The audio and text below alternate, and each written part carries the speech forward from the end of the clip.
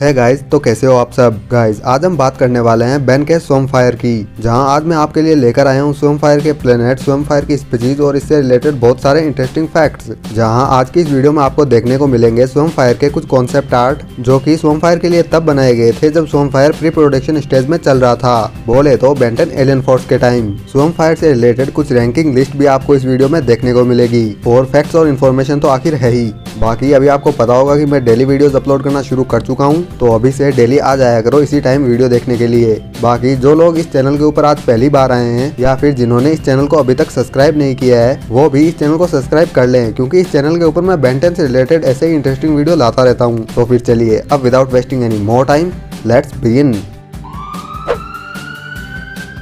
तो भाई सबसे पहले हम बात कर लेते हैं स्वॉर्मफायर की स्पीशीज की। तो स्वॉर्मफायर की स्पीशीज है मेथेनोसियन, जो कि एक ह्यूमनॉइड प्लांट है। ये मेथेनोसियन जिस प्लेनेट के ऊपर रहते हैं उसका नाम है मेथेनोस, जहां मेथेनोस प्लेनेट के ऊपर ये स्पीशीज कुछ स्वॉर्म प्लांट से इवॉल्व हुई है। वहीं अगर बात करें इस स्पीशीज के एलियंस के जन्म की, तो ये एक फ्लावर प्लांट की तरह इवॉल्व होती है। सिंपली बोले तो पहले एक फ्लावर जैसा प्लांट उगता है, जो कि बाद में इस मेथेनोसियन स्पीशीज के अंदर धीरे धीरे इवॉल्व हो जाता है। अब बात करते हैं इस स्पीशीज के प्लेनेट मेथेनोस की।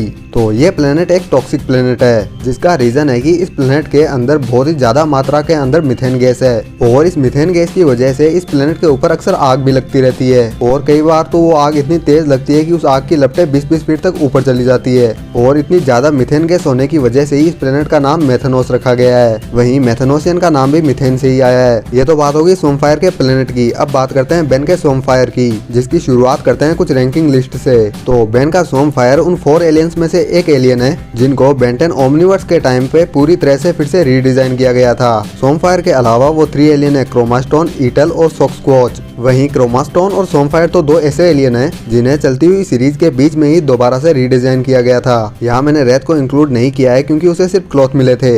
इसके अलावा बेन का स्वॉर्मफायर उन 4 एलियंस में से भी एक एलियन है जो कि कभी ना कभी डिस्ट्रॉय हुए हों। स्वॉर्मफायर के अलावा वो 3 एलियन थे, फीडबैक, वेबिक और क्रोमास्टोन। बेन का स्वॉर्मफायर और बिगचिल 2 ऐसे एलियन है जिनका बायोलॉजिकल बिहेवियर बेन पर हावी हुआ हो। जहाँ में देखने को मिला कि बिगचिल ने अंडे दिए, वहीं स्वॉर्मफायर की वजह से बेन के पिंपल्स निकल आए थे। अगर हम अभी बात करें कि स्वॉर्मफायर की वजह से बेन के पिंपल्स कैसे निकल आए थे, तो देखो ये जो मेथेनोसियन स्पीशीज होती है, ये अपनी लाइफ में एक बार एक ऐसे फेज से गुजरती है जिनमें इनकी ब्लॉसमिंग और ग्रोथ होती है। और जब स्वॉर्मफायर की वजह से बेन के पिंपल्स निकले थे, उस समय स्वॉर्मफायर भी इसी फेज से गुजर रहा था। और बाद में जब इस फेज से गुजरने के बाद में स्वॉर्मफायर पूरी तरह से विकसित हो गया, उसके बाद में बेन के पिंपल चले गए। और स्वॉर्मफायर और बेन को लेकर जो ये आइडिया था, ये आया था डेरिक जे वाइट को।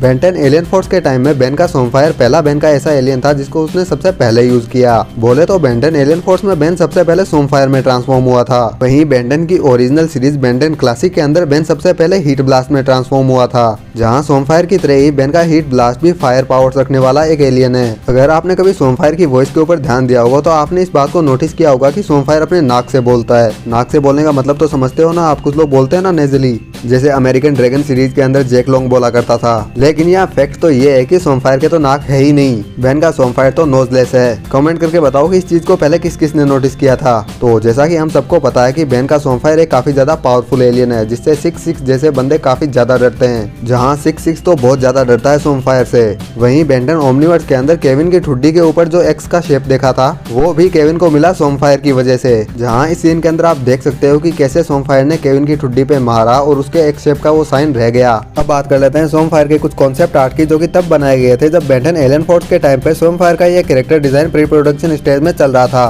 तो स्वॉर्मफायर का पहला कॉन्सेप्ट आर्ट था ये, जिसे बनाया था ग्लेन वॉग ने। इस डिजाइन को जब अप्रूवल नहीं मिला तो इसे एरिक केनेट ने फिर से रीडिजाइन किया। ऐसे ही बाद में कई दूसरे और लोगों के द्वारा स्वॉर्मफायर के इस कैरेक्टर को कई बार डिजाइन किया गया, जिनमें स्वॉर्मफायर कुछ ऐसा दिखता था। इन्हें आप वीडियो को पॉज करके दोबारा देख सकते हो। और स्वॉर्मफायर का जो फाइनल कॉन्सेप्ट आर्ट था, उसे डिजाइन किया था ग्लेन मुराकामी ने, जो कुछ ऐसा दिखता था। तो फिर चलिएगा आज के लिए बस इतना ही। मिलते हैं हम कल किसी ऐसी एक एलियन फैक्ट्स वाली वीडियो में। तब तक के लिए जय हिंद, वंदे मातरम।